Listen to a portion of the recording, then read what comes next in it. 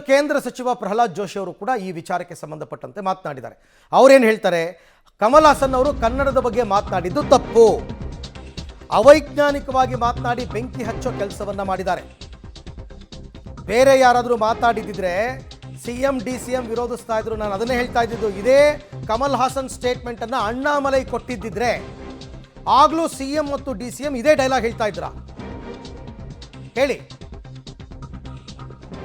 ಯಾರು ಕಮಲ್ ಹಾಸನ್, ಅವ್ರ ರಾಜಕೀಯ ಹಿನ್ನೆಲೆ ಏನು, ಅವೆಲ್ಲವೂ ಎಲ್ರಿಗೂ ಗೊತ್ತಿರೋ ವಿಚಾರಣೆ. ನಿಮ್ಮ ಮಿತ್ರ ಪಕ್ಷ DMK ಜೊತೆ ಗುರುತಿಸ್ಕೊಂಡಿದ್ದಾರೆ ಅಂತ ಅಂದ್ಬಿಟ್ಟು ನೀವುಗಳು ಮಾತಾಡ್ತಿಲ್ಲ ಅಷ್ಟೇನೆ.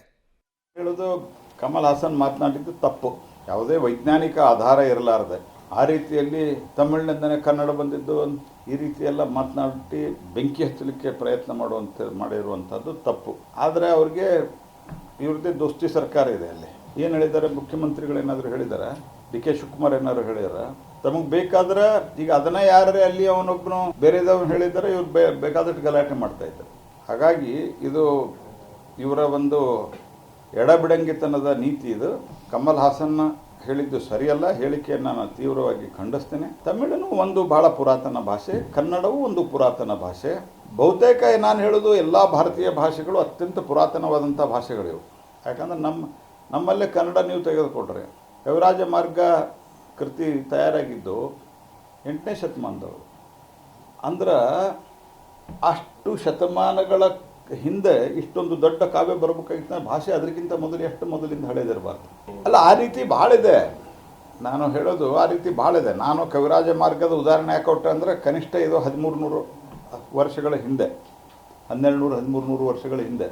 ನಾವು ತಮಿಳು ಬಗ್ಗೆ ಏನೋ ನಾವು ಕೆಟ್ಟದ್ದು ಮಾತಾಡೋದಿಲ್ಲ, ಯಾಕಂದರೆ Tamil is also one of the most oldest language.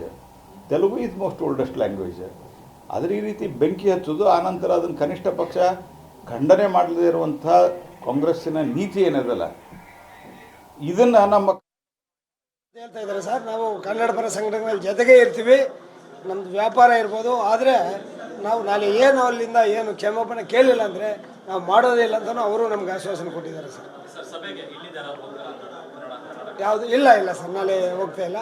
ನಮ್ಮ ಪರವಾಗಿ ಅಲ್ಲಿ SAFC ಅಧ್ಯಕ್ಷರು ರವಿ ಕಡಲ್ಕರ್ ಇದ್ದಾರೆ, ಅವ್ರು ಮಾತಾಡ್ತಾ ಇದ್ದಾರೆ. ಅವ್ರು ನಮ್ಮ ಪರವಾಗಿ ನಾವು ಎಲ್ಲ ಒಂದು ಇದು SAFC ಅಂದಾಗ south Indian film ಚಾಂಬರ್ of commerce 4-5 ಸ್ಟೇಟಲ್ಲಿ ನಾವು ಒಟ್ಟಿಗಿದ್ವಿ ಸರ್. ಅದು CCI ಹೋಗಿರೋದು ನಮ್ಮ ಗಮನಕ್ಕೆ ಇಲ್ಲ ಸರ್, ಬಂದಿಲ್ಲ. ಬಂದಾಗ ನಾವು ಪ್ರತಿಕ್ರಿಯೆ ಕೊಡ್ತೀವಿ ಸರ್. ಅವ್ರು ಎಲ್ಲಿಗಾರ ಹೋಗ್ಬೋದು, ನಾವು ರಿಲೀಸ್ ಮಾಡೋದಿಲ್ಲ ಅಂತ ಹೇಳ್ತಾ ಇಲ್ಲ. ನಾವೇ ಸ್ವಯಂ ಘೋಷಿತರಾಗಿ ನಾವು ಥಿಯೇಟರ್ಗಳಲ್ಲಿ ಹಾಕೋದಿಲ್ಲ,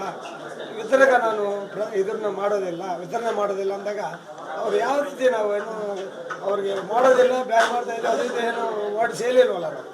ಹಾಗಾಗಿ ಕಾನೂನು ಏನು ಮಾಡ್ತಾ ಇದ್ದ, ನಮ್ಮ ಥಿಯೇಟರ್ ಬೇರೆ ಏನೋ ನಡೀತಾ ಇದೆ, ನಾನು ಬೇರೆ ಇದನ್ನಾದ್ರೂ ತೆಗೆದುಬಿಟ್ಟಿದ್ರೆ ಯಾಕೆಂತ ಯಾರು ಬಲವಂತ ಮಾಡ್ತಾರೆ ನಮಗೆ ಇಲ್ಲ. ನಾವಾಗೇ ಅದನ್ನು ಇದು ಮಾಡ್ತಾ ಇದ್ವಿ. ಇದು ಇಂಡಸ್ಟ್ರಿ ಸಮಸ್ಯೆ ಆಗಿದ್ದರೆ ಬೇರೆ ಒಂಥರ ಆಗಿರೋದು, ಇದು ಭಾಷೆ ಸಮಸ್ಯೆ, ನಾಡಿನ ಸಮಸ್ಯೆ ಆಗಿರೋದ್ರಿಂದ ಸರ್ಕಾರನೂ ನಮಗೆ ಕೈ ಜೋಡಿಸ್ತಾ ಇದೆ. ಸರ್ಕಾರದವರು ನಮಗೆ ಒಂದು ಪತ್ರ ಮುಖೇನ ತಿಳಿಸಿದ್ದಾರೆ, ಈ ರೀತಿ ನೀವು ಇದನ್ನು ಕ್ಷಮೆಗೆ ಕೆಲವರು ನೀವು ಇದನ್ನು ಯಾವುದೇ ರೀತಿಯ ಸಹಕಾರ ಕೊಡಬೇಡಿ ಅಂತ. ಓಕೆ, ಫಿಲಮ್ ಚೇಂಬರ್ ಅವ್ರು ಏನೇನೋ ಹೇಳ್ತಾರೆ, ಬಟ್ ಸಿನಿಮಾ ರಿಲೀಸ್ ಮಾಡಲ್ಲ ಅನ್ನೋ ರೀತಿಯಲ್ಲೇ ಮಾತನಾಡ್ತಿದ್ದಾರೆ. ನೋಡೋಣ ಮುಂದೇನಾಗುತ್ತೆ ಅಂತ.